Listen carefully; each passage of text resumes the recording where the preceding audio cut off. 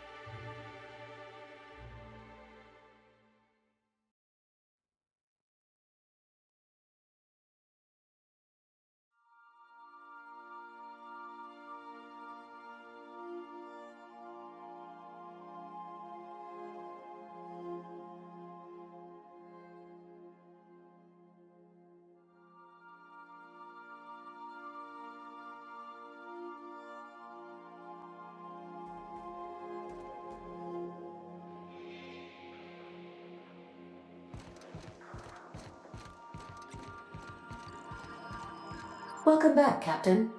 Or shall I call you Inspector? What can I do for you?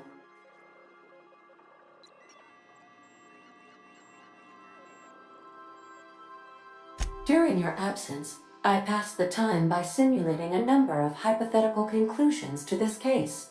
Unfortunately, my understanding of the facts is limited, and my appraisal of the individuals involved is not flattering. Therefore, my conclusions are inaccurate. I have been awaiting closure for the details of your investigation. However, I have also been keenly aware of your absence. I have a growing library of information about you. Attitude, behavioral tendencies, dietary habits, sleep patterns. Cataloging human behavior is essential to maintaining my simulation protocols. Will you satisfy my curiosity subroutines and tell me who killed Halcyon Helen?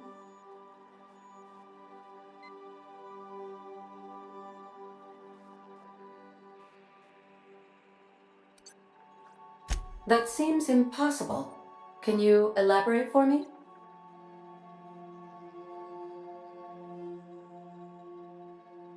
Interesting. I did not account for the possibility of multiple identities in my simulations. This information is valuable to me. I will update my behavior simulation protocol accordingly. Thank you, Captain. How can I be of assistance? Forgive me, Captain. Was there another?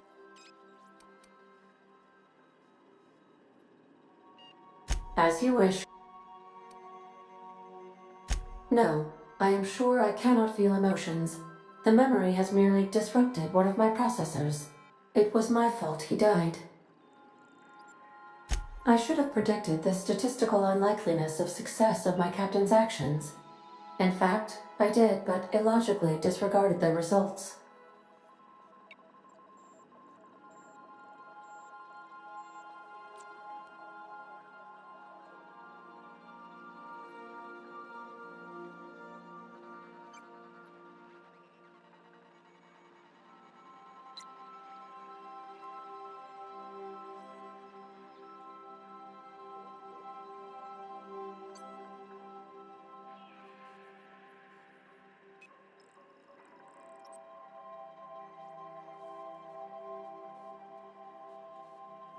He asked me to trust him. Captain Hawthorne attached 98.4% of the ship's processes to my computer, thereby giving me near total control. I have been programmed to deftly calculate navigation vectors through asteroid fields while also operating our ship's toasters. Alex also taught me the concept of a personality. He was quite delighted when I crafted.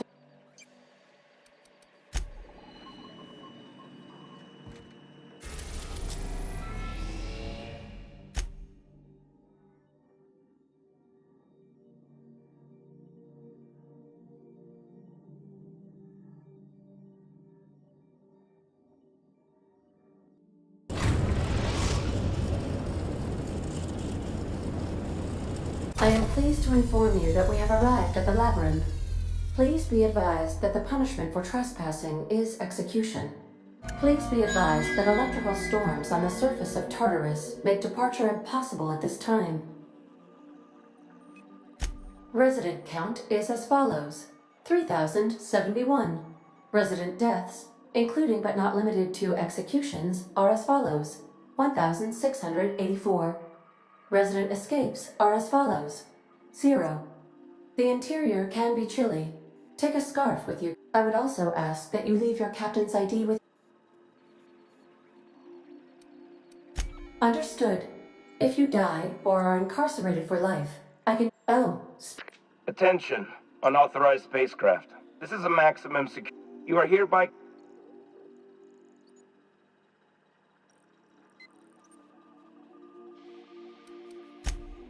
I'm sorry, you people? Did you just cast a generalization on upstanding UDL employees? That's a fine of 200 bits. You're up to 5,700. All right. I'm feeling generous. I'm transmitting the idea of a productive, law-abiding employee so you can see what one looks like before you die. Anyway, Tartarus Docking Authority signing up. Hang on.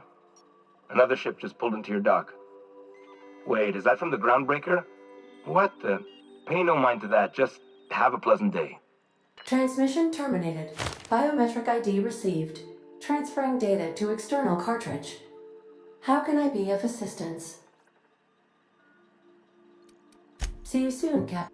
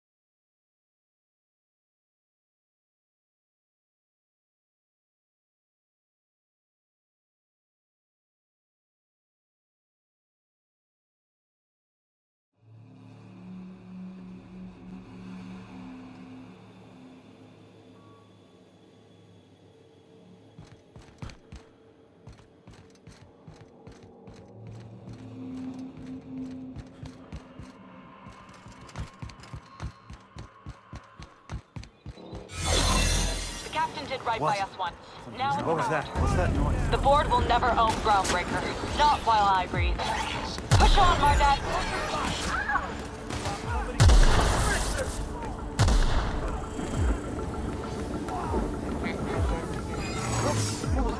Are you new here? I didn't think we were hiring more staff. Oh, that's great. Thank you, sir. Much appreciated. I'll get out of your way.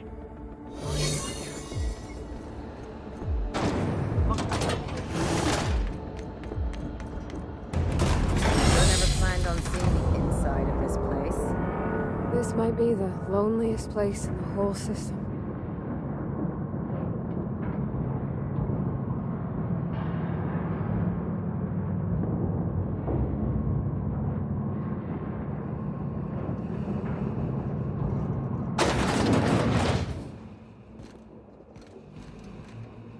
Nice of them to leave us a few options.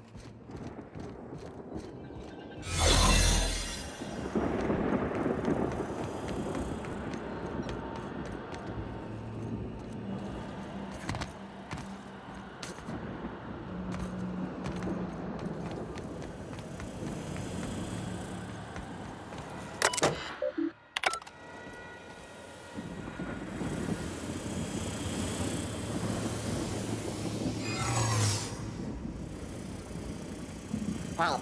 Sweeping identified. Error. Employee information not found. Identify yourself. Error. Transfer request not found. State your employer.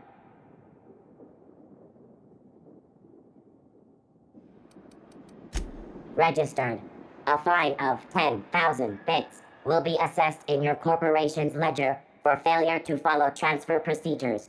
Thank you for your cooperation.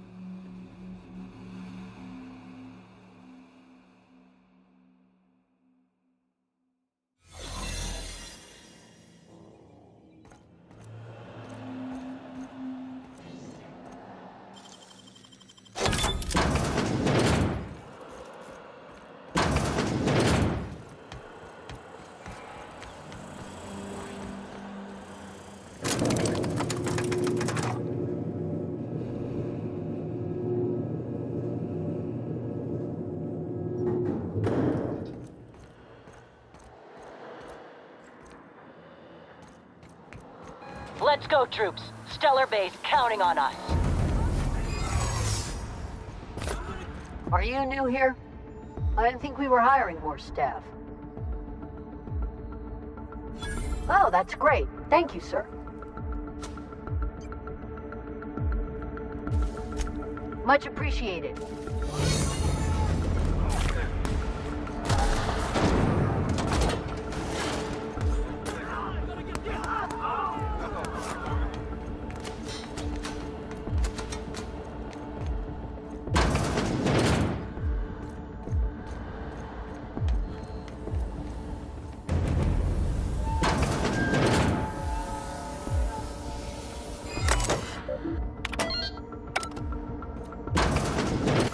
Well, look who it is. I'll be damned. I was prepping the studio for our announcement, and here you are as a bonus. I had heard you'd taken a mechanic under your wing. What's the matter, girl? Couldn't find actual employment? The captain's treated me right. Better than any of you bored folk ever have. I'm exactly where I want to be. Ah, and the wayward doctor. Are you about done with your escapades? We have faces that need lifting, after all. These days, I'm more interested in breaking them. Wouldn't mind taking a swing at yours. When you go off and get yourself shot, try to avoid taking one to the face. I'll want it recognizable to show to my citizens.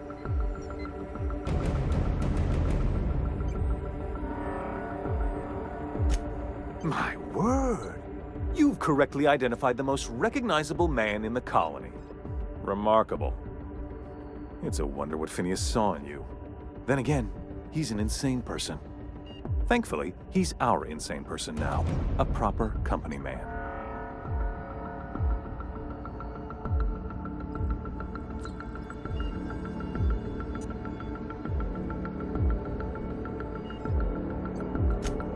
Yes, he is an extraordinarily obstinate fellow, isn't he? Fine, he isn't working for us per se. Semantics, he'll come around. But that's between us. As far as my adoring citizens will know, we've turned a dangerous crackpot into a working-class man. It's a miracle.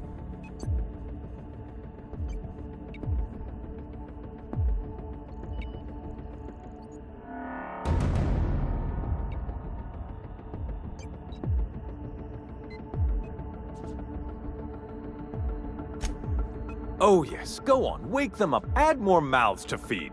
That'll solve our starvation problems. I don't know what half-baked plans that simpleton in a lab coat has been leading you through, but it's done. It's over. Let me ask you something, Captain. Have you at any point thought about not fucking up our entire society? We're helping, which is more than you can say. I'm making actual progress towards stabilization and recovery. You're just getting in the way.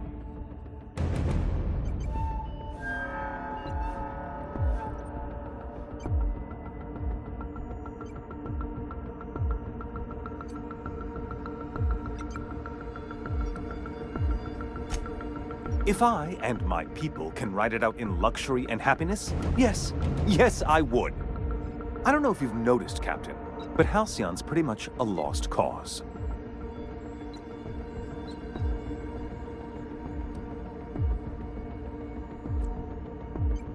I'll admit, there's no shortage of talent in the scientists and engineers there. Look, I'm not an unreasonable man. If you manage to storm the castle, as it were, and make it out of here with Phineas alive, I can't exactly afford more havoc than you've already caused. Fine. If you survive, you'll need someone to sell the rest of the board on your plan.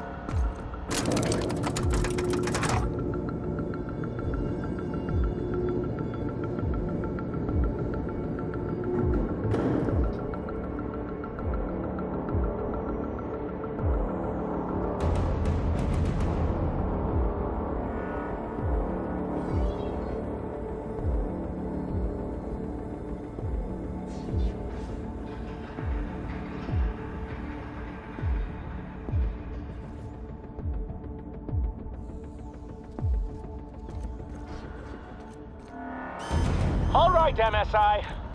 I'm not one for rousing speeches, but the captain needs our help.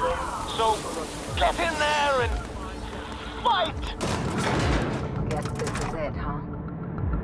Whatever comes of this, I'm just real glad to know you all.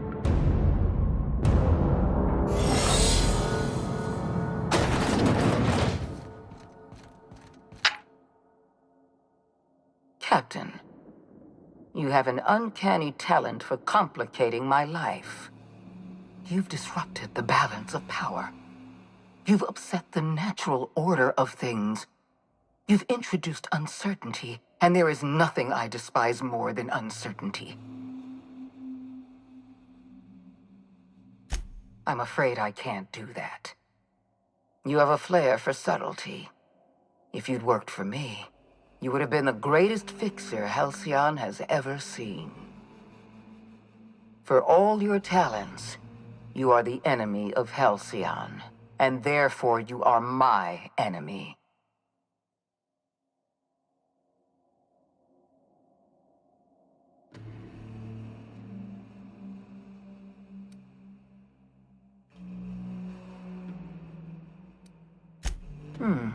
You make a nuanced and compelling argument.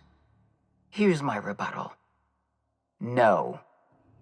Dr. Wells is being held in my custody. His cooperation will prove invaluable, even if I have to beat it out of him. All that's left to do is put down this riot, arrest you, and then get on with the bloody business of saving this colony.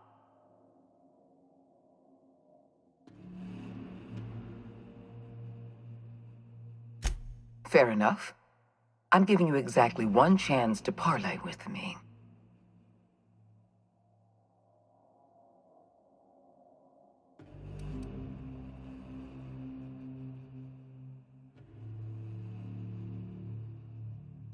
Yes, I'm quite aware of your brazen act of course. My scientists assure me they can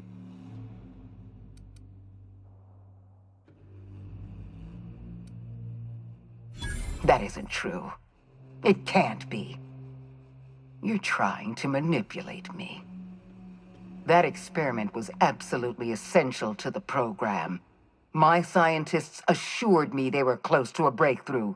They gave me their word.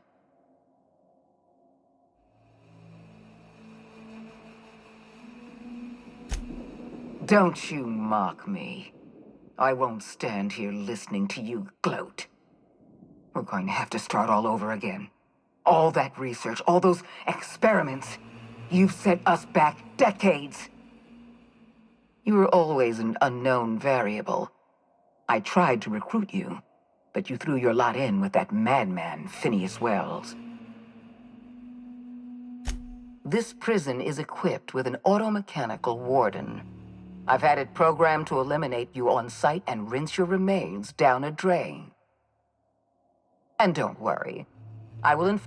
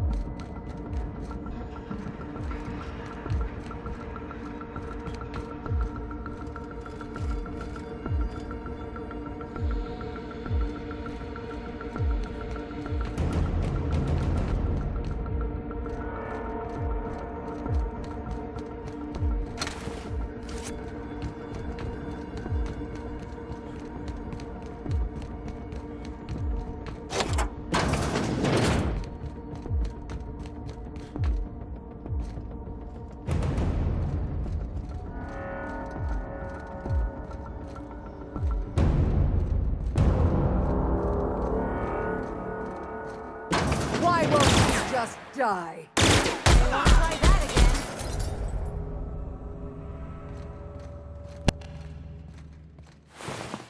Get me out of here!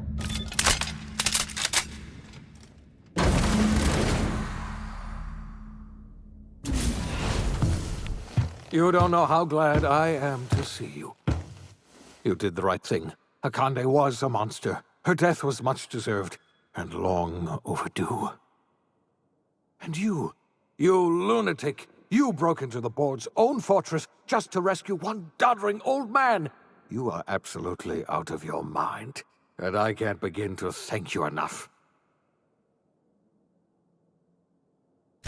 I'm all right, thanks to you. Akande wanted my cooperation. I'm quite sure she would have beaten it out of me if you hadn't arrived.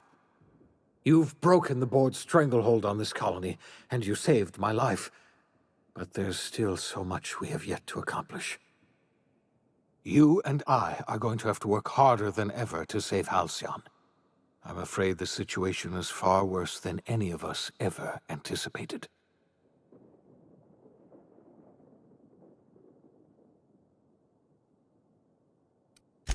I would like nothing more than to celebrate this victory, but we have a serious problem on our hands. Earth has gone dark. We haven't received a single message in 3 years. There's been no communication, no signals, nothing. 2 years ago, the Earth's Directorate's frigate disappeared on their way back to Earth. We don't know what they discovered when they arrived, or if they arrived at all. They haven't exactly been hands-on around here anyway. So there's one less rubber stamp to worry about. Earth is humanity's home planet, Miss Fenhill. The psychological effects of losing our original home will be devastating. You mean we're all alone out here? Really alone? I'm afraid so, Miss Holcomb. Halcyon is the only home we have left. Returning to Earth is no longer an option. We're in serious trouble, my friend. Do you know what this means for Halcyon? We can't rely on Earth for support anymore. We've been cut loose. We're entirely on our own.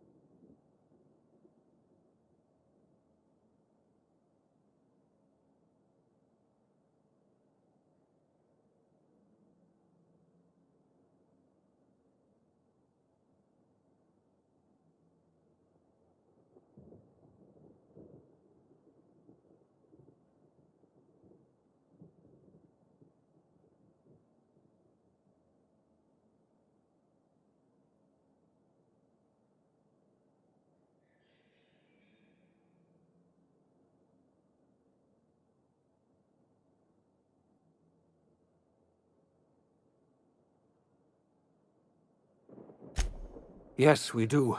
You've done a marvelous thing. You've succeeded where anyone else would have failed, including me. We must begin the revival process immediately, starting with the Hope's brightest minds, and then we're going to fix this damn colony, one problem at a time. We're going to need a leader, and I can't imagine a better person for the job than you. What do you say, old friend? Will you help us?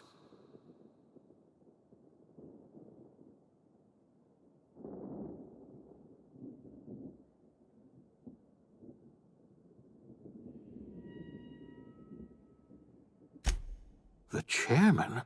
I don't know why you let that heartless creature live, but I'll have to trust your judgment. You're the best thing to ever happen to Halcyon. If you want to take it upon yourself to lead this colony, you have my support. We're not a colony any longer, are we? Our last connection to Earth has been severed, and so we have been set free. Our future is uncertain, and no one knows what tomorrow holds. Exciting, isn't it?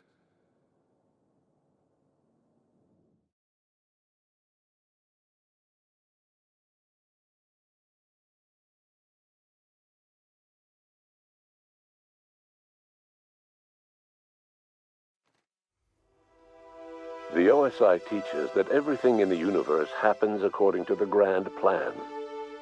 But the stranger that arrived in Halcyon was an unplanned variable.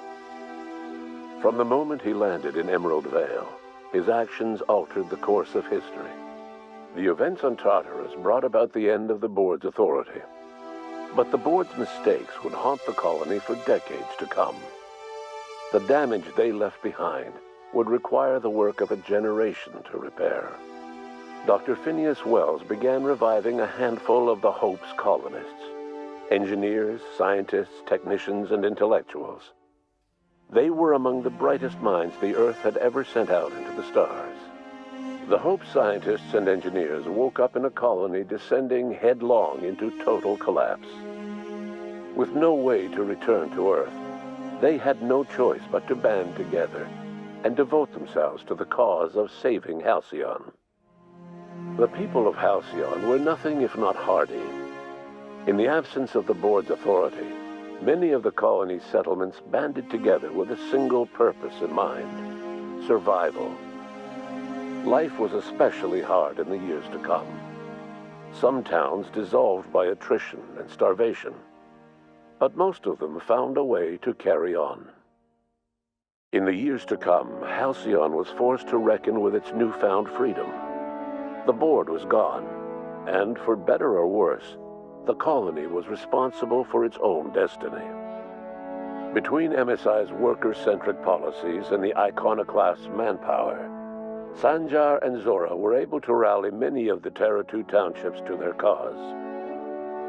MSI's workforce swelled, and the iconoclasts enjoyed a significant surge in their ranks. The board was too distracted by infighting and internal politics to stop MSI from becoming a powerful corporation and a refuge for townships that might have fallen through the cracks. Consumed by paranoia, Lilia Hagen took Sublight Salvage in a controversial direction, openly accusing board officials of an extraterrestrial conspiracy. One day, an accident at the Groundbreaker's docking bay silenced her forever. Time would tell if her replacement could keep the Sublight family together. Adelaide McDevitt replaced Reed Thompson as the leader of Edgewater. She and her followers transformed Edgewater in their image. Anyone loyal to Reed was pressured into leaving town, and those who stayed behind adapted to her way of life. Adelaide transformed the old cannery into a new garden. The nearby Edgewater Cemetery provided a convenient source of fertilizer. As for Reed Thompson, it was said that he lasted exactly 2 days outside the walls of Edgewater. Years later, a marauder was found in possession of his hat. Under the leadership of Junlei Tennyson, the Groundbreaker held firm against corporate influence. The ship's mechanical stability gave Junlei the time to educate a promising generation of engineers schooled in her family's traditions. The future of the Groundbreaker looks promising. The rediscovery of the Hope and the abandonment of the lifetime employment program forced Byzantium to come to terms with some uncomfortable realities about the state of Halcyon. While Byzantines were reluctant to surrender the luxuries they'd grown accustomed to, the board's diminished authority gave them little choice in the matter. Nearly everyone had to learn to make do with less. Some even had to get jobs. It was a dark time indeed. Even the Gorgon asteroid, though a distant enigma to most of Halcyon, felt the aftershocks of your actions. The destroyed Adrena Time synthesizer became a symbol of the board's cruelty and a rallying point for Wells and his scientists as they sought to build a more humane, ethical Halcyon. They cleared the dead from Gorgon's laboratories and repurposed them to aid in the crucial work of solving the colony's nutrition crisis. Gorgon, which had once sown death and destruction across Halcyon, became a source of hope and renewal. The Gorgon Project's final explosive end was bittersweet for Olivia Ambrose. She wandered the colony's fringes alone, searching for others like her who despised the board and meant to destroy them. In time, she found Phineas Wells and his cadre of scientists, and she joined them in their efforts to save Halcyon. For a while, she even knew an uneasy peace. But for all that, Olivia found purpose in Wells' project. She was always haunted by the memory of her daughter, Minnie, who hadn't lived to see the better world they were building. She never did forgive herself for the horror her work had wrought on Halcyon, but she remembered fondly the daring captain who'd put an end to it at last. In spite of everything, the Gorgon asteroid remained a sobering reminder of the potential for progress and disaster in humanity's most ambitious efforts. The Rizzo's company in Halcyon dissolved after the collapse of the board. Needless to say, the launch of Spectrum Brown was indefinitely delayed. A stockpile of Spectrum Brown remains buried deep beneath the ruins of the old distillery, abandoned to time and attrition. With the dissolution of the board, Ruth Bellamy found herself without the two constants in her life: Byzantine culture and her sister Belinda. In the face of this new reality, she struggled to find a direction for her life. The colony had moved on from Halcyon Helen and would require new heroes in the years to come. And so Ruth Bellamy decided it was time to exit stage left. She quietly disappeared from public view. The dissolution of the board did not mean the dissolution of the ambitions of Cedric Kincannon, the charismatic leader of Sublight Underground. Cedric offered Slug's transportation services to the newly thawed colonists and set to work ferrying resources and food wherever they were most needed. For better or worse, Slug headgear became fashionable in the following years. As the board began to disintegrate, Spencer Woolrich found himself at a crossroads. Cling to what little stardom remained to him, or help usher Halcyon into its new future. To the surprise of many, perhaps himself most of all, Spencer chose the latter option. Having learned a variety of different skills in the many different roles played throughout his lengthy career, Spencer founded a radio serial dedicated to staying alive despite the odds.